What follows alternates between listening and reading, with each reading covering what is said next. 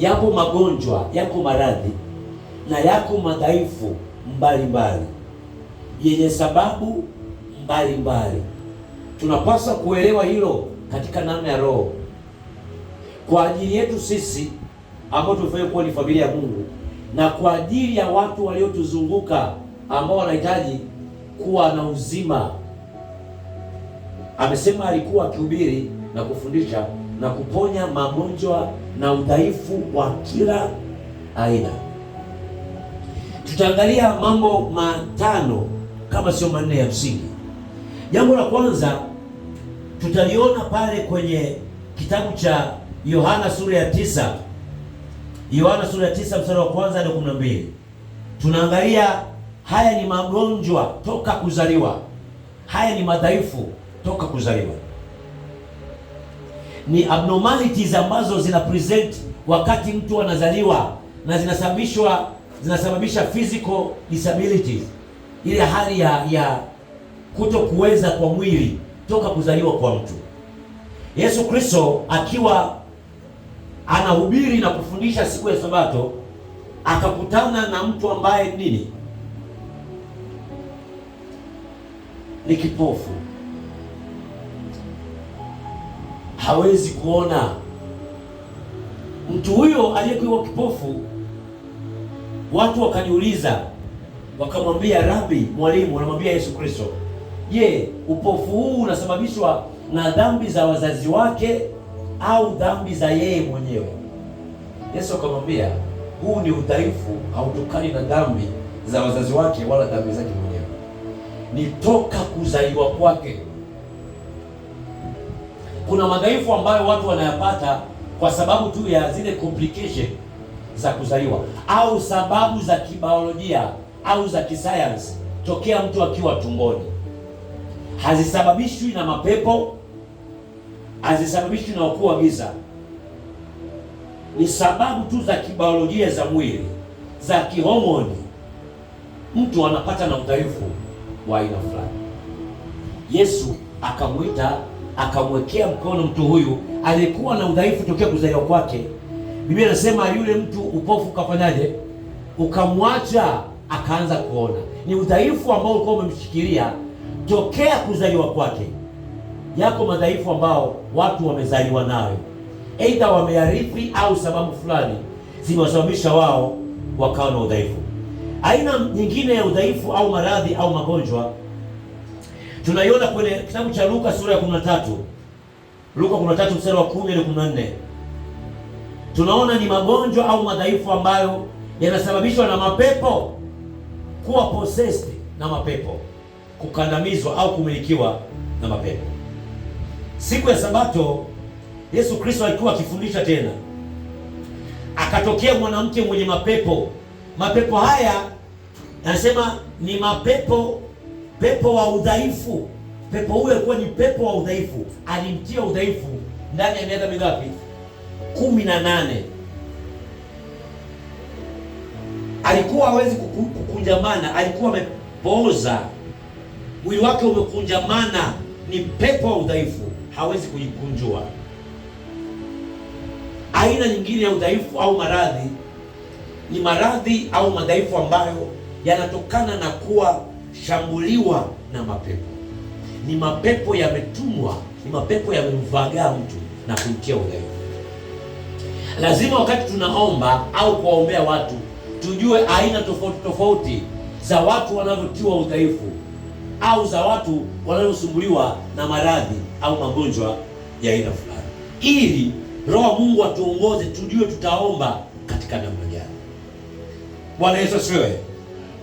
Aina ya tatu ya udhaifu au maradhi haya ni asili, ni natural disease.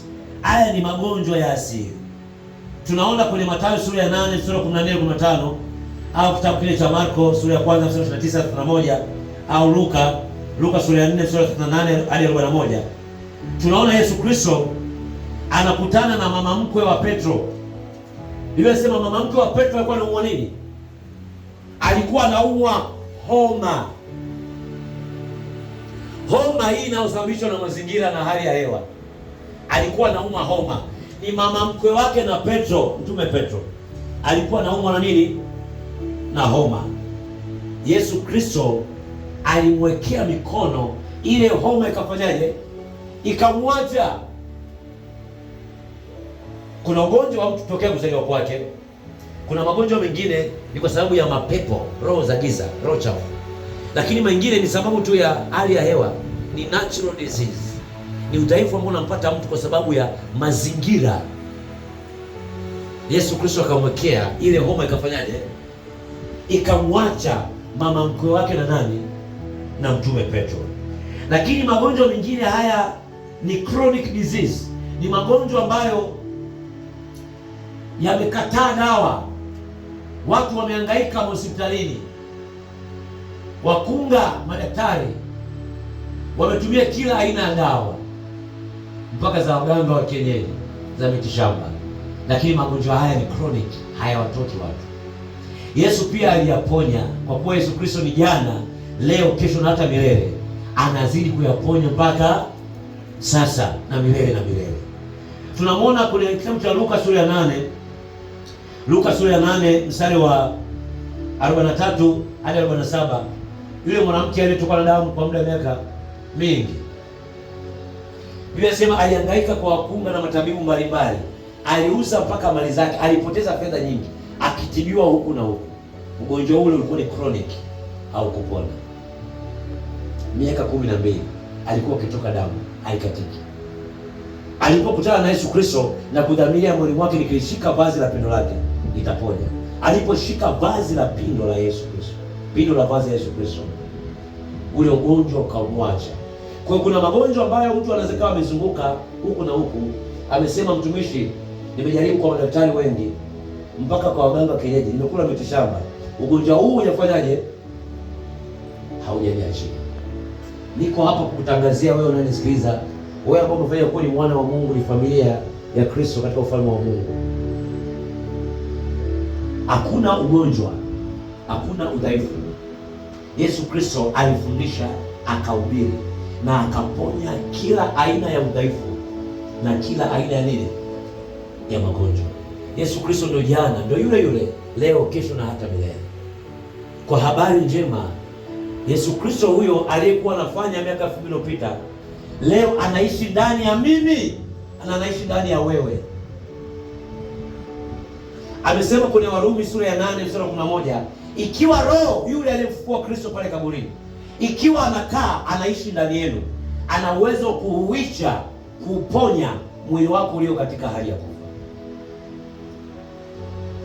Kila alichokifanya miaka 2000 iliyopita ndicho anaweza kukifanya hata sasa.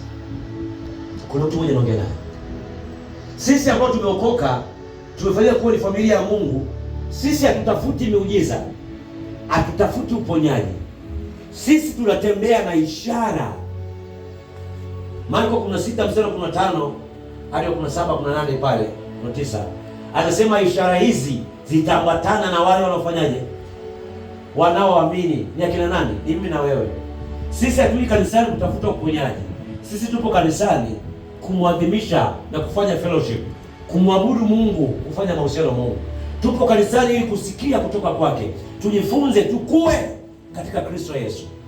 Hayo mengine ni ishara ni matokeo ya mimi kwamba ninamwamini Yesu Kristo. Ni swala la kuamuru mwili wako kwamba uponyaji ni sehemu ya ishara ya kuamini kwangu katika Kristo. Natangaza uzima kwenye kiungo fulani, natangaza uzima kwenye sehemu fulani ya mwili wako. Sisi hatuombi uponyaji, ni ishara ambazo zinapatana na sisi tunaomwamini Yesu Kristo. Bwana Yesu asifiwe. Biblia inasema kwenye kitabu cha Isaya 53 mstari wa 5, inasema kwa kupigwa kwake Yesu Kristo sisi tumepona. Sisi tumefanyaje? Tumepona. Lakini Mtume Petro ameandika vizuri zaidi kwenye waraka wa kwanza wa Petro sura ya 2 mstari wa 24, anasema kwa kupigwa kwake Yesu Kristo sisi tulipona. Tulipona. Uponyaji ni kitu ambacho kimeshatokea miaka 2000 iliyopita. Aliyachukua madhaifu yetu, aliyachukua magonjwa na makandamizo yetu, akayagongelea msalabani. tunapomwamini na kuamini ile kazi kamilifu ya msalaba ya kidhabihu Yesu Kristo alifanya, tunapoamini magonjwa yetu sisi yalifanyaje? Yalipona. Tunapoomba sasa hivi, sio kwamba uponyaji unatokea sasa hivi. Mungu alishatuponya kabla tujaomba uponyaji. Mungu alishatubariki kabla tujaomba baraka. Mungu alishatuandaa maisha yetu kwa mbele hata kabla wakati na nyakati na majira hayajafika.